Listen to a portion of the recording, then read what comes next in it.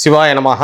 எப்போதும் திருமேனி தீண்டும் ஆதி சைவர்கள் குலத்தில் சுந்தரமூர்த்தி சுவாமிகளின் வழி தோன்றல் திருவான்மையூர் அடியாருக்கு அடியேன் சந்தோஷ் திருமேனி சிவாச்சாரியால் நெக்ஸ்ட் ஜென் நேர்கள் அனைவருக்கும் அன்பான வணக்கம்.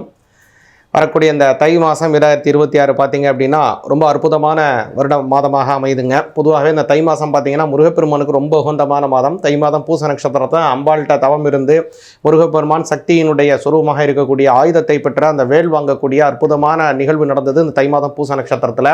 அதே மாதிரி தை மாதத்தில் இந்த வரக்கூடிய தை கிருத்திகை, தை மாதத்தினுடைய அமாவாசை, தை மாதத்தினுடைய செவ்வாய்க்கிழமை, தை மாதத்தில் வரக்கூடியதான இந்த ரத்த சப்தமி, தை மாதத்தில் வரக்கூடிய வெள்ளிக்கிழமை எல்லாமே சிறப்பு வாய்ந்தது. இந்த சிறப்பு வாய்ந்த ரொம்ப அற்புதமான இந்த உத்தராயணத்தினுடைய முதல் மாதமான இந்த மாதம் உங்களுக்கு எப்படி இருக்குங்கிற இந்த பலனை முழுமையாகவும் தெளிவாகவும் பார்ப்போம். மீன ராசிக்கு உண்டான பலன் இந்த மாதம் எப்படி இருக்குங்கிறத கவனிப்போங்க. மீன ராசிக்கு கவனிச்சிங்க அப்படின்னா 11ஆம் இடத்திலே அதிகமான கிரகங்கள் அப்படியே பின்னி பெடலிஞ்சு அப்படியே உட்காந்துருக்கு. அப்படியே இடியாப்பசிகள் மாதிரி போய் உட்காந்துருக்கு. சரி சாமி, நல்லதா இது என்ன அப்படின்னு கேட்காதீங்க. 11ஆம் பாவம் அதிகமான நல்லது தரக்கூடிய ஒரு ஸ்தானம். அதனால தான் அதற்கு பேரே லாபஸ்தானம். இந்த லாபஸ்தானத்தில் எந்த கிரகம் போனாலும் நல்லது தான் செய்யும். அதில் ஏகப்பட்ட கிரகங்கள் வருது. முதல்ல சூரிய பகவான் இருக்கார், புதன் இருக்கார், சுக்கிரன் இருக்கார், செவ்வாயும் இருக்கார். இந்த மாதம் முழுவதுமே சூரியன் செவ்வாய் 2 பேரும் இருக்காங்க. 29ஆம் தேதி புதனும் மாறுறாரு, 7ஆம் தேதி சுக்கிரன் மாறுறாரு. அது ஒரு பக்கம் இருக்கட்டும். ஆனால் சூரியனும் செவ்வாயும் இந்த மாதம் முழுவதுமே அங்கே தான் இருக்காங்க. அதனால் 6 சூரியன் 11 போகிறதுனால கடன் சுமை இருக்கா? ரொம்ப நாளாக கடன் கட்டிகிட்டு இருக்கீங்க. ஏதோ வீடு வாங்கினீங்க, வீட்டு கடனாக இருக்கலாம், அல்லது ஏதோ ஒரு கல்யாண கடனாக இருக்கலாம், அல்லது ஏதோ ஒரு வியாபார அபிவிருத்திக்காக நீங்கள் வாங்கின கடனாக இருக்கலாம், அல்லது ஒரு வாகன கடனாக இருக்கலாம். ஏதோ ஒரு விஷயம் கடன் இருக்கா? கவலையே படாதீங்க. இந்த மாதம் அந்த கடன் வெகுவாக குறையும், பெரும்படியாக குறைஞ்சிடும். நகை கடன் இருக்குது, ஏதோ ஒரு கடன் இருக்குது, கவலையே படாதீங்க. கும்பராசி மீனராசிக்காரங்களுக்கு கடன் சுமை குறைஞ்சிரும். அப்பேற்பட்ட நன்மைகள் கிடைக்குது. ஏன் இன்னொரு தடவை சொல்கிறேன்னா, 12ஆம் இடத்தை குரு பார்வை உங்கள் ராசிநாத நாளில் உட்காந்து வக்ரம் பெற்று உங்களுடைய 12ஆம் இடத்தை பார்க்குறாரு. அதனால் பொருளாதார ரீதியாக நல்ல உயர்வுகள் ஏற்படும், கடன் சுமை குறையும், உடல் ஆரோக்கியமாக உணர்வீங்க. ஏன்னா 6ஆம் இடம் அப்படிங்கிறது என்னென்னு கவனிச்சிங்க அப்படின்னா வியாதிகளை தரக்கூடிய ஸ்தானம் 6.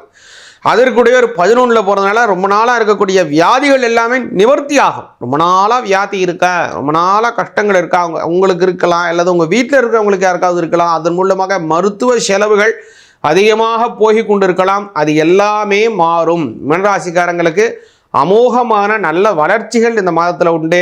மீனராசிக்காரங்க இந்த மாதத்தில் செய்ய வேண்டியது என்னென்னா, சனி பகவானை கும்பிடணும். பல தடவை சொல்கிறேன், ஏன்னா 7.5 சனி நடந்து கொண்டு இருக்கிறது. இந்த மாதத்தில் கவனிச்சிங்க அப்படின்னா சனிக்கிழமை அப்படிங்கிறது ஜனவரி மாதம் 17ஆம் தேதி, ஜனவரி 24, ஜனவரி 31, பிப்ரவரி மாதம் 7ஆம் தேதி அப்படின்னு 4 சனிக்கிழமைகள் வருதுங்க. இந்த 4 சனிக்கிழமைகளும் சனி பகவானுக்கு 2 எள்ளி தீபம் ஏற்றுங்க. கூடுதலாக 21 எண்ணிக்கை கொண்டதான அந்த வெற்றிலை மாலை. இந்த வெற்றிலை மாலை கேட்கும்போது பல பேர் எத்தனை எண்ணிக்கை போடணும், எப்படி கட்டணும், பாக்கு வைக்கணுமா, ஒன்றுக்கும் பாக்கு வைக்கணுமா அப்படிலாம் கேட்குறாங்க. தேவையே இல்லை, வெறும் வெற்றிலை.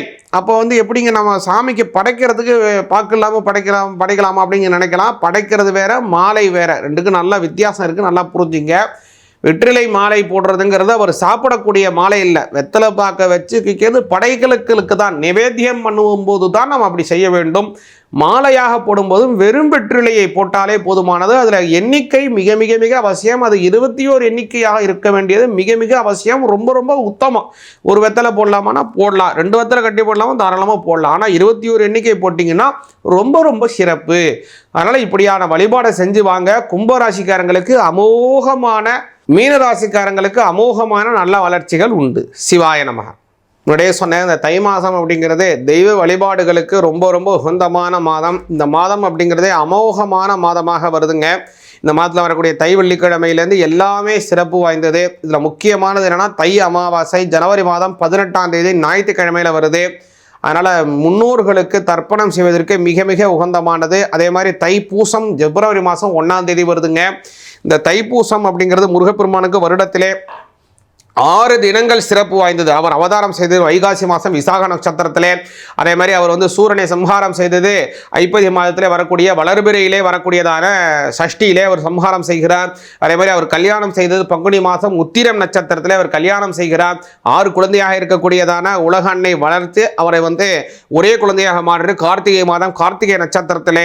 அதே மாதிரி கவனிச்சிங்கன்னா பக்தர்களுக்கு அனுகிரகம் செய்வது மாசி மாதம் மகா நட்சத்திரத்திலே. இதில் தைப்பூசம் என்ன சிறப்பு அப்படின்னு கேட்டிங்கன்னா, சூரனை சம்ஹாரம் செய்வதற்காக முருகப்பெருமான் கடுமையாக தவம் செய்து அன்னையை நோக்கி வரம் வேண்டி, அன்னை தனக்கு நிகராக, அன்னை வந்து பராசக்தி பார்த்தீங்கன்னா தன்னுடைய நிகராகவே தன் சொரூபமாகவே முருகப்பெருமானுக்கு அந்த ஆயுதத்தை வழங்குகிறார். அதனால தான் அந்த சக்தி அப்படின்னு பேர், அதுக்கு அந்த ஆயுதத்துக்கு பேர் சக்தியாயுதம் அப்படின்னு பேர். வேல் நம்ம சொல்கிறோம் இல்லையா, அதுக்கு பேர் சக்தியாயுதம் அப்படின்னே பேர்.